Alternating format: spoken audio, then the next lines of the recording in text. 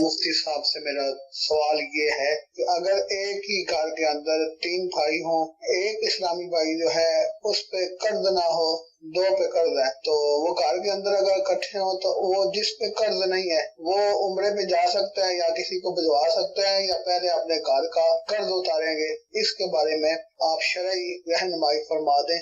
دیکھیں، ہر انسان نے اپنی ذات کے تعلق سے جواب دہ ہونا ہے، اور بہت ساری چیزیں ایسی ہیں جو ترغیب کی حد تک تو ہوتی ہیں، لیکن جب یہ دیکھا جائے کہ کرنا جائز ہے یا نہیں ناجائز ہے تو پھر ان کا جداگانہ حکم ہوتا ہے۔ قرض آپ پر نہیں ہے، آپ خود عمرے پہ جانا چاہتے ہیں جا سکتے ہیں بلا شبہ، کسی اور کو بھیجنا چاہتے ہیں اس کو بھی بھیج سکتے ہیں، یہ جائز ہے، ایسا کرنے میں کوئی مذائقہ نہیں ہے۔ لیکن اگر آپ یہ سمجھتے ہیں اور یہ ذہن بناتے ہیں کہ میں عمرے پر جاؤں گا، واقعتاً مجھے روحانی اعتبار سے بھی لطف آئے گا، دنیاوی اعتبار سے بھی، ضمناً یہ ہوتا ہے کہ ہوا چینج ہو جاتی ہے، میرے 100 فائدے عمرے پہ جانے کے، لیکن میں اپنے بھائیوں کا قرض پہلے اتار دوں، ان کی مدد کر دوں، تو یہ سمجھیں کہ عمرے پہ جانے سے بھی بڑا ثواب کا کام ہے، اس میں کوئی شک و شبہ نہیں ہے۔ ہر جگہ حالات ایک جیسے نہیں ہوتے، بعض اوقات ایسا ہوتا ہے کہ بندہ سوچتا ہے کہ یہ بھائی ہر دفعہ مقروض رہتے ہیں، بالکل کماتے کھاتے ہی نہیں ہیں، یا کام کرنے کا سلیقہ ہی نہیں ہے، ان کو آسرا ہوتا ہے کہ جناب ہمیں ہمارا بھائی پورا کر دے گا، تو یہ ہر دفعہ دھوکے کا شکار ہو کر آ جاتے ہیں اور ہر دفعہ مقروض ہو جاتے ہیں۔ تو یوں بھی ممکن ہے کہ بھائی کا تجربہ اتنا زیادہ ہو گیا ہو کہ وہ یہ کہے کہ اب انہیں اپنے پاؤں پہ کھڑا ہونے دیں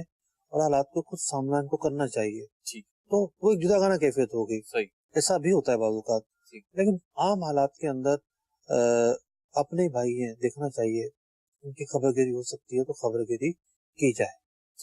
جو آپ نے فقہی پہلو بھی اس کا بیان کر دیا، اخلاقی پہلو بھی بیان کر دیا، یہاں پہ ایک کنڈیشن یہ بھی ہوتی ہے کہ آپ نے تو دونوں صورتیں بیان کی ہیں، لیکن عوام میں بعض اوقات یہ ہوتا ہے کہ جو مقروض ہے بالفرض میں مقروض ہوں اور میرے بھائی کو عمرے پہ جا رہا ہے میرا بھائی، تو اب میں طرح طرح کی باتیں بناؤں گا کہ بھائی کا خیال نہیں ہے، دل سیاہ ہو گیا، خون سفید ہو گیا، یوں ہو گیا یوں ہو گیا، تو کیا مجھے یہ رائٹ ہے اس طریقے کی باتیں کرنے؟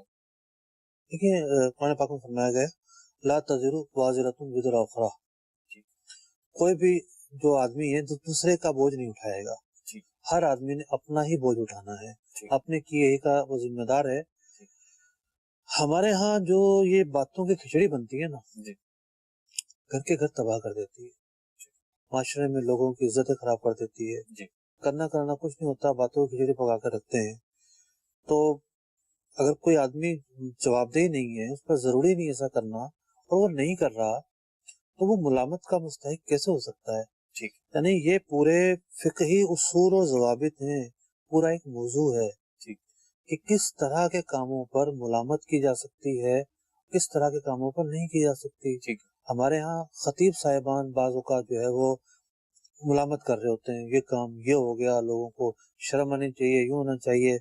حالانکہ وہ کام ایسا ہے نہیں اس پہ ملامت بنے، لوگوں کو اختیار ہے وہ کچھ کرنے کا۔ پورا ایک موضوع ہے کہ ملامت جو ہے وہ کہاں بنتی ہے، کہاں نہیں بنتی۔